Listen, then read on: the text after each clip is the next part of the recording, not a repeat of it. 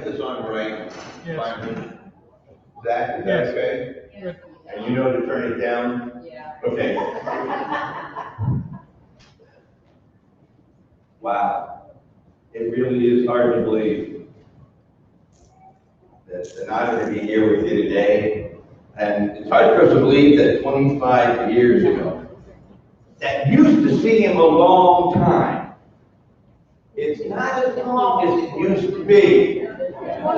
I'm telling you that right now, but 25 years ago, right on in this area, we were at the Chicago Andersonville Core, which is no more, getting ready to move to Plant Core in Des Plaines, Illinois. We weren't yet in the building, so we had a couple weeks before we got this building.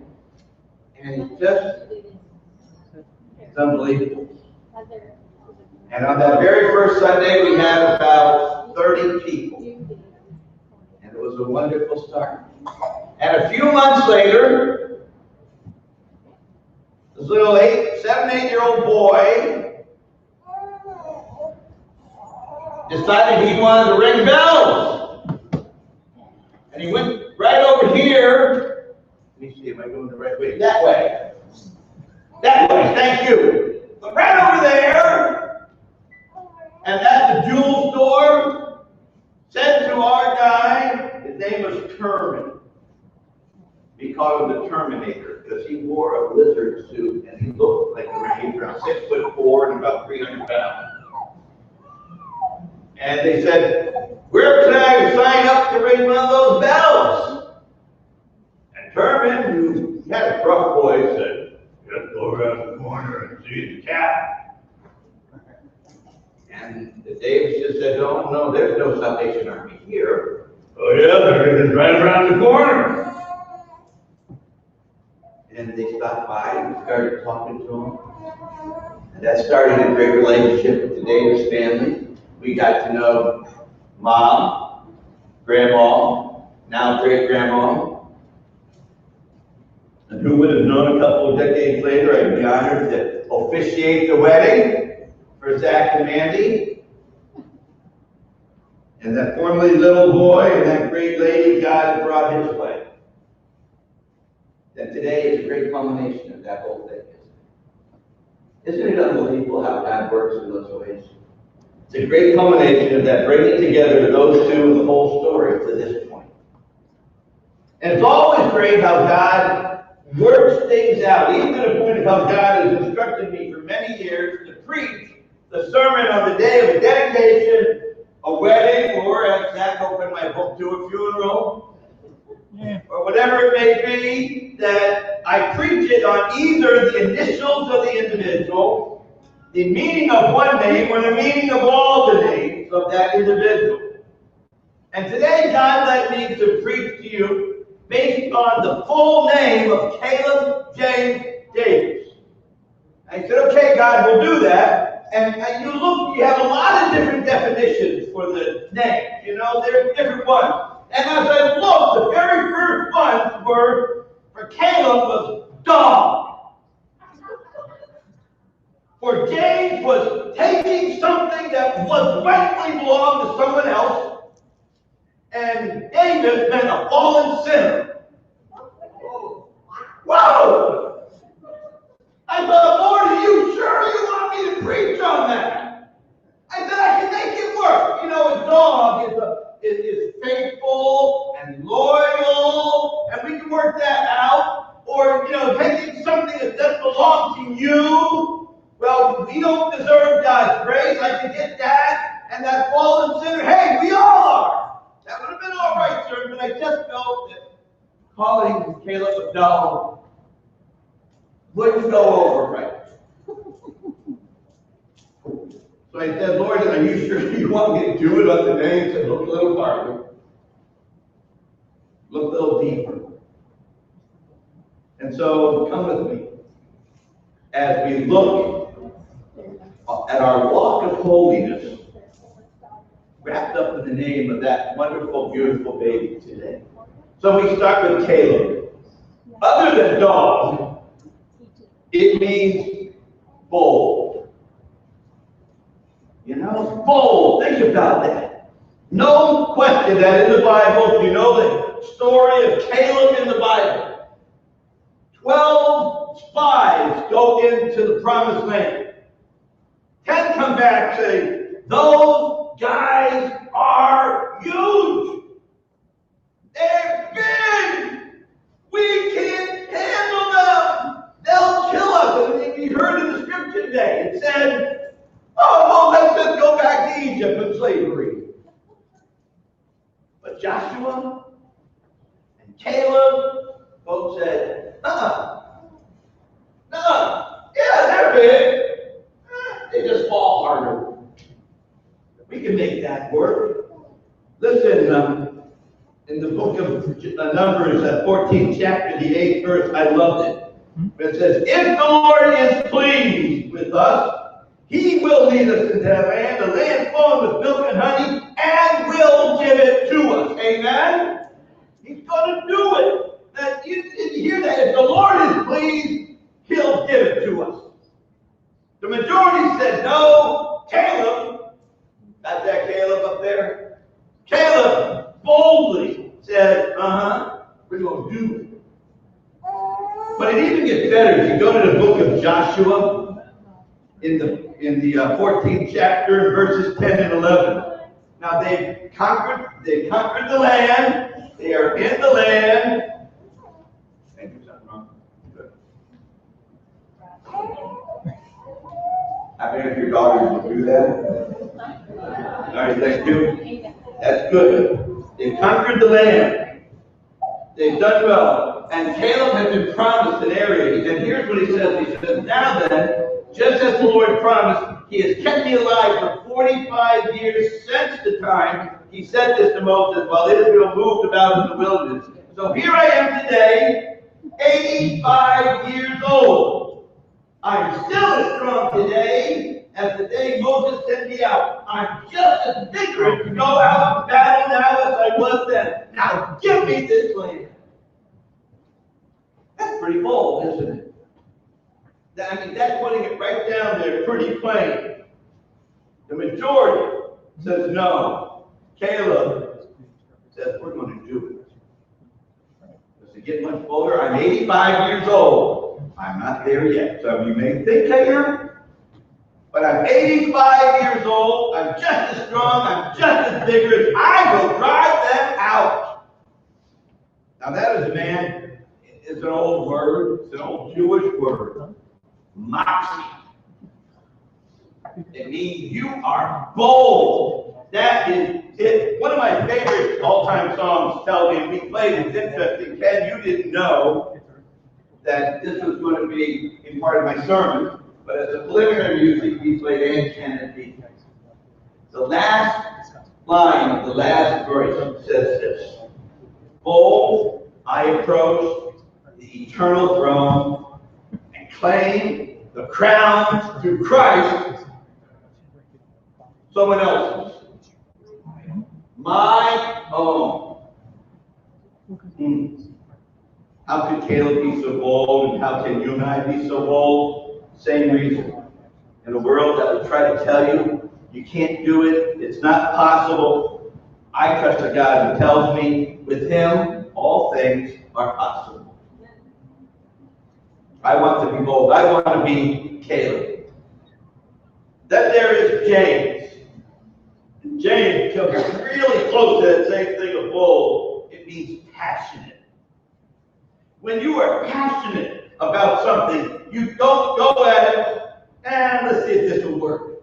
You go at it wholeheartedly. In the book of Numbers, in that 14th chapter, in the 24th verse, it says that, but because, and this is God speaking, but because my servant Caleb has a different spirit, I've been told that 4 times.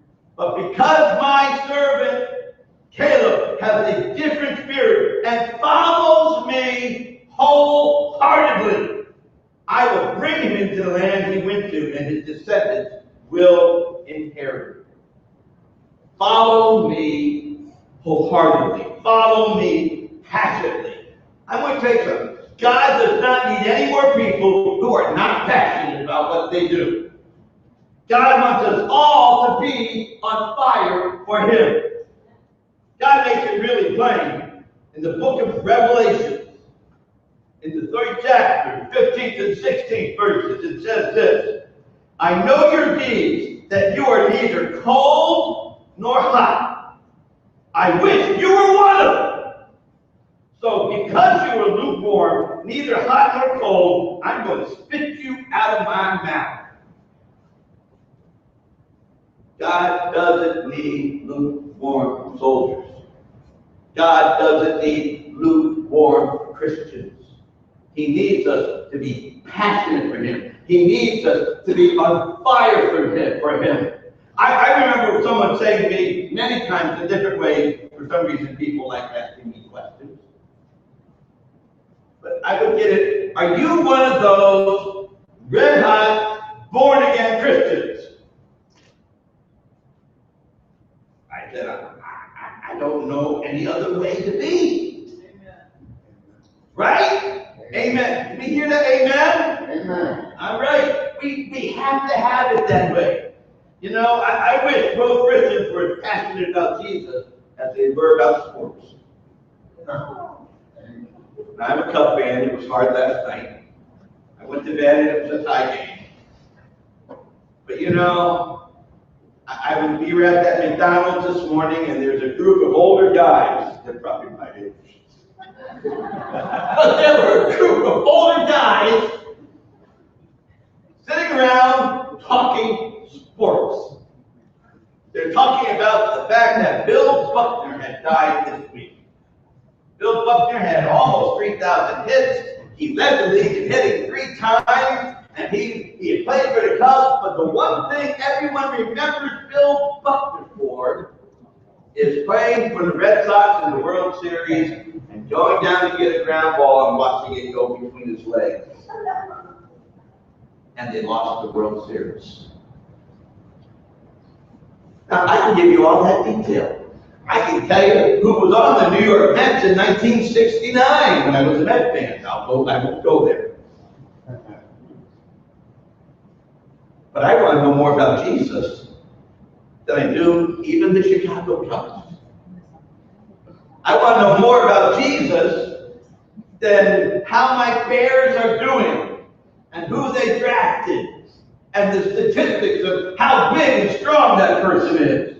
I wish Christians were as passionate. Many people I know can tell you their favorite team. They can tell you everything about them, but they can't tell you about their relationship with Jesus. They can clam up. I mean, I can see many people scream their heads off about their team and be silent about the Lord.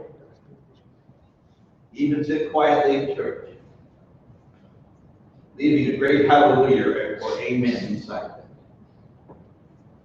Randy Bonfield said it well in his song, Passion, when he said, give me a passion for you, Lord. I want to know you more. Give me a heart that is true, Lord, to seek you like never before. Renew my mind, renew my spirit, to walk in your holiness. Give me a passion to serve you. I want to follow on. Give me the power to choose you when all of the feelings are gone. Renew my will, for I am determined to walk with you about 3 days a week. Now it says, walk with you every day. I want that passion. I want to be James. And that leaves us Davis. Now Davis is a derivative of David. And David was a man after God's own heart. In the book of 1 Samuel, the 13th chapter, the 14th verse, it says, and Samuel was talking for God to Saul. He says, but now your kingdom will not endure. The Lord has sought out a man after his own heart and appointed him ruler of his people because you have not kept the Lord's commands. So we see David. We see David, Mr. Perfect. Okay, no, he wasn't. Mr. David with all his foils, all his foibles. I really don't know what that word means. It really just sounds good, though. All of those things that you can say he really blew it, but his heart was always right to get back with God. It's a great thing. It's wonderful. And you know, God, that's exactly what God calls us all to be, people after his own heart. We are called to be men and women who want to be known as those who desperately want to have the heart of God. A song that wasn't brought into our news tune book says there is a place of quiet rest near to the heart of God, a place where sin cannot molest, near to the heart of God. Oh, Jesus, blessed Redeemer, sent from the heart of God, hold us who wait before thee, near to the heart of God. That was a place for David. That is a place for me, near to the heart of God, being one after God's own heart. Now, what does that mean for us today? God calls each of us to live holy lives. That's what he wants for us. Amen? Amen. He wants us to live holy life. Matter of fact, this is not just a request from God to say, if you think it's possible, do you think you can live holy? No. It says in the Old Testament twice, in 2 verses in a row, be holy, for I am holy. That's in the book of Leviticus 11:44-45, and in 1 Peter 1:16 in the New Testament it says, be holy, for I am holy. Old Testament, New Testament, be holy. How do we do that? Caleb, James, Davis. Be bold, be passionate, strive to be one after God's own heart. Now maybe today, if you were honest, you would have to say, you know, Major Miller, most of you don't know me. Maybe about 30% do. I need to be a little bold.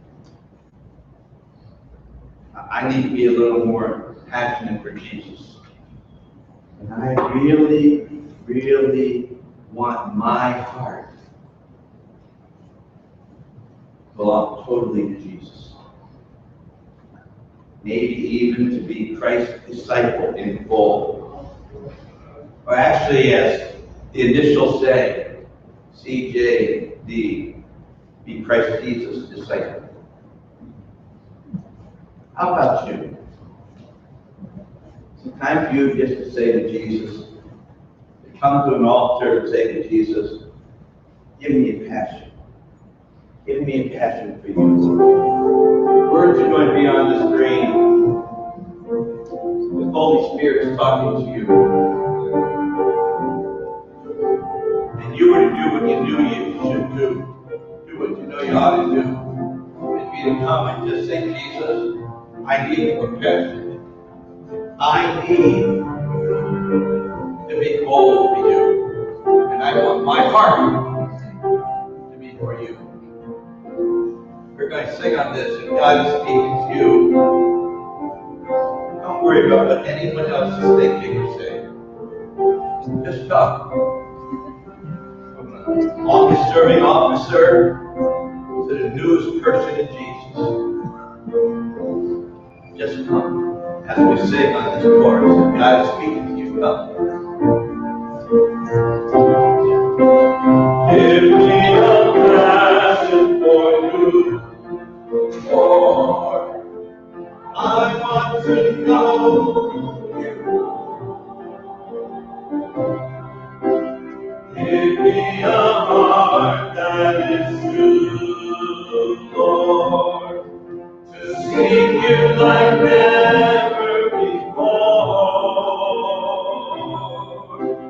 Renew my mind, renew my spirit, walk in your holiness. Open my eyes, I want to see visions of you, living with me. Open my heart, cause me to love.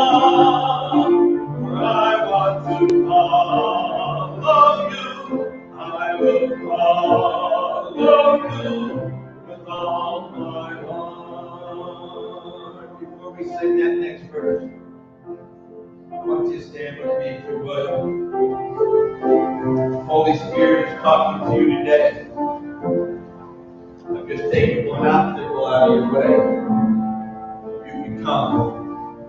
Just come. Be bold. Be passionate. Have your heart right for Jesus. Come as we sing on this second verse that God is speaking to you. Don't let anything stop you. Give me the power to serve you. I want to follow. Give me the power to choose you. But all the feelings are gone.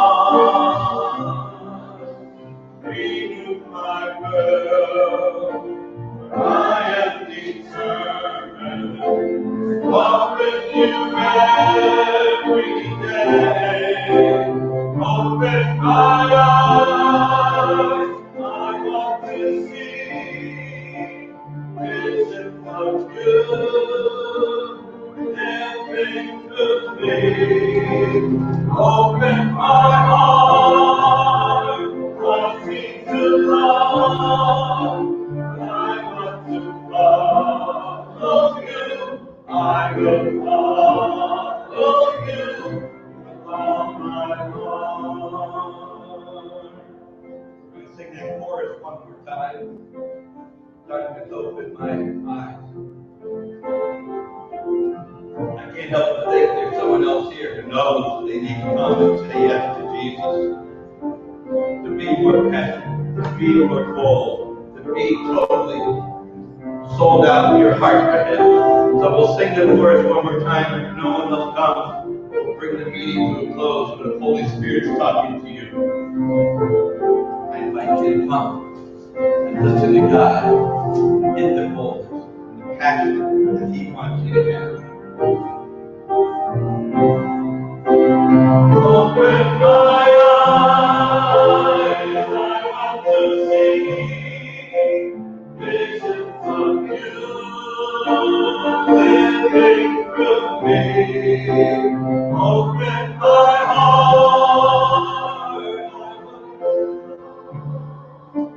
I want to follow you. I will follow you with all my heart. Let's pray. Pray that you be rooted and established in love. May have power together with all the Lord's holy people to grasp how wide, long, and high, and deep is the love of Christ. And to know this love that surpasses knowledge, that you may be filled to the measure of all the fullness of God. In His name we pray. Amen.